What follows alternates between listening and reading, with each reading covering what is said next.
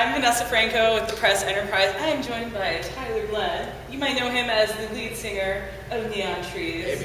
Maybe, or just as, they may have gone to school with you at Chaparral. You can know him as the man about town. You see me on Facebook in the reunion page.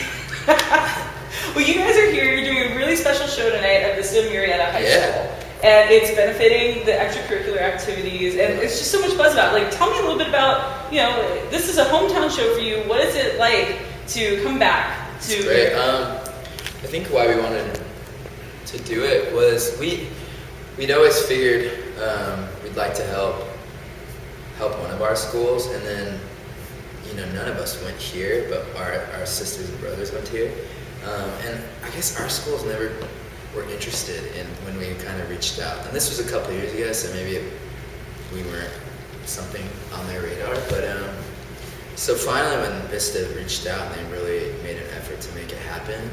And it just seemed like, let's go home, or we live right down the street. Let's go see our parents' house and go to a show. Why not? Well, is this like the shortest commute to a gig for you've ever had? Yeah, the house I grew up in was literally 5 miles down the street. That's wonderful. It's cool, yeah. So and it sold so many tickets, so it's going to be a proper show anyway, but then it's also benefiting.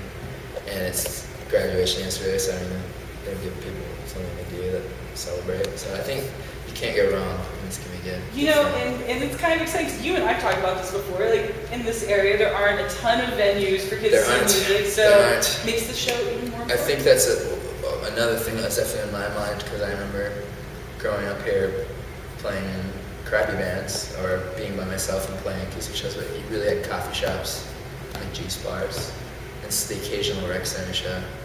And then if someone got a license to open a venue, you'd have it made for 2 months, then it would close. That's the story around here, and so it's cool. I remember growing up trying to arrange. I had bands like Phantom Planet and Something Corporate and Zebrahead all signed on to do this event, and I made a presentation in front of I remember this was I was junior or senior in high school, and I made a presentation in front of the community, the arts, whatever you call them, the board, and they didn't go for it because I had to have some parents and stuff, which I get, but this is kind of fulfilling my local big show. I love it. If that show had gone off, maybe things would be different. It would have been awesome, but maybe things would have been different. You would have been a huge promoter. Maybe I just picture show. It's been a year. Yeah, it's been a year, a couple months. Came out in April. Yeah. So I remember about some new music. Have you? Yeah. I'm trying to keep pushing on it, but I think we record something this summer. I don't know when it'll come out, but that's kind of exciting. Yeah, I think we had a window where we had a tour, and then we ended up not taking it, so we just decided to say I'm really feeling creative right now. I think the band's in a really good place. We're all really excited, and I don't know. I think we're all really, really, really forward thinking right now. So I think now is a good time to get all of our creative juices on to a record. You had a pretty big show a few months back in Staples Center. Maroon 5, Yeah, what was the tour like with them? Because that was a huge tour, you guys. It was the best. I was kind of, not nervous, but kind of didn't know what to, because we are a pop act and they're a pop act, but I think we're pop acts in different ways. And I knew their first record, and they were my guilty pleasure in high school. Me and my girlfriend had the album, their first album. So I obviously knew their songs, but I didn't know if their crowd was into them. And our show is kind of more rockin' and energetic in that way. And I can be at least candid sometimes, and you don't know. I'm not a normal reserved man wearing a light pink shirt. Really? You're not reserved? Yeah. No, not really you. So sometimes I'm off-putting, so I didn't know, but it was the best. It was seriously the best. They were so accepting, and the sing-alongs the whole place was singing along to at least every time singing some of their songs. It was amazing.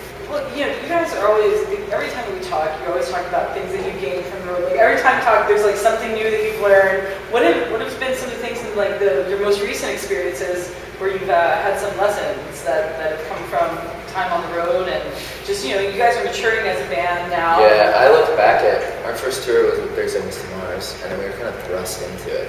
And our record had just come out, and we were like, this is a great opportunity, let's take it. So a lot of it, people were playing in front of these massive crowds that didn't even know us, barely knew Animal. And I was still figuring out the type of performer that I was. Because you're all of a sudden thrust on these bigger stages, and you're used to kind of controlling maybe a 300 cap club where you can kind of be a little more punk about it. I hate to use that word, but I love to use that word. So, but with these giant stages, it's hard to control, and so it took a lot for me to kind of get confident and figure out the type of performer I want to be, and not be as shocking as maybe I was earlier on. I used to like to shock a lot. Now I don't have to as much. I think there's more agility, finesse to the performance. So I've learned a lot just from touring different bands, learning to own what type of band you are and what you are, and really do that stuff, which comes, I think, with any band that really wants to do well, learn. So. You guys have attained so much success. Yeah. What keeps you grounded? I think my mom and my dad, my family for sure, but I think my band, I think we're very, we check each other pretty well, and there's been plenty of times where I've been checked. I don't know, I think I have a good family. I like to pretend like I'm egotistical in like a sarcastic way, but I'm really not. I think that's the joke of it. I think that's why people laugh, because if they wouldn't laugh along if I was a real thing, but I'm not. So, you're getting a break. Are you going to get a break? Or are you going to get some air relaxation time? A break for me is like a couple days at home alone in my underwear, cooking skillets and watching The Chew, followed by The View, followed by The Talk, all those daytime shows, and buying like canvases and spray painting. That's so. If I can do 3 days of that, maybe see my friends, then that's fine. So I get restless. Do more fashion stuff. I mean, I remember I always look forward to the Tyler Glenn spring collection. Every time there's a new tour, there seems to be a new collection from you. I'm teaming up with Beacon Audio and releasing a special edition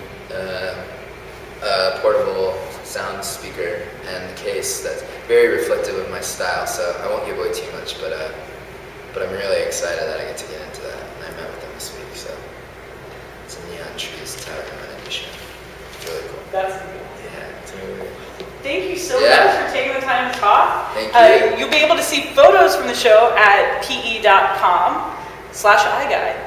Thank you, guys.